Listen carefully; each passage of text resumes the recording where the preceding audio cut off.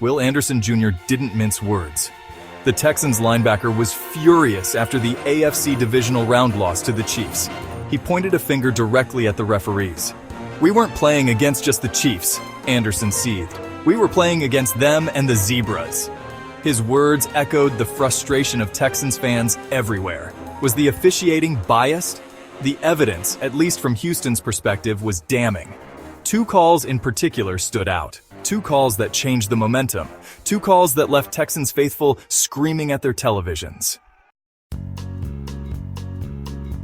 The first controversial call came in the second quarter. Anderson Jr., in a flash of brilliance, broke through the line. He hit Patrick Mahomes just as the ball left his hand. Roughing the passer? The referee, Clay Martin, thought so. The penalty kept the Chiefs' drive alive. It resulted in a field goal. The Texans' sideline erupted. Anderson was adamant. It was a clean hit. Replays seemed to back him up, but the call stood. The second questionable call came in the third quarter. Mahomes, scrambling for his life, slid to the ground.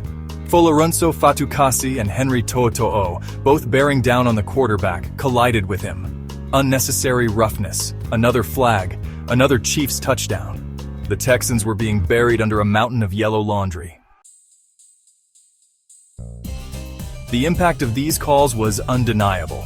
The Chiefs scored 10 points directly off the two penalties. In a game decided by 9 points, the math was simple. Even if you remove the potential field goal on the roughing the passer, the Texans would have been in a position to win. Those calls were huge, DeMeco Ryans, the Texans head coach, admitted after the game. But we have to look at ourselves, too. Ryans, ever the leader, refused to place all the blame on the officials. He knew his team had made mistakes, costly mistakes. But the sting of those calls, the feeling that the game was being taken away from them, lingered in the air. The Texans, despite the questionable officiating, had ample opportunities to win. Their special teams play was abysmal. A 63-yard kickoff return for a touchdown set the tone early. They missed a field goal and an extra point. To add insult to injury, Chris Boyd drew a 15-yard unsportsmanlike conduct penalty for tossing his helmet in frustration after the kickoff return. "We beat ourselves," Ryan said, shaking his head. He was right. The Texans outgained the Chiefs 336 yards to 212. They didn't turn the ball over once. Yet, they lost.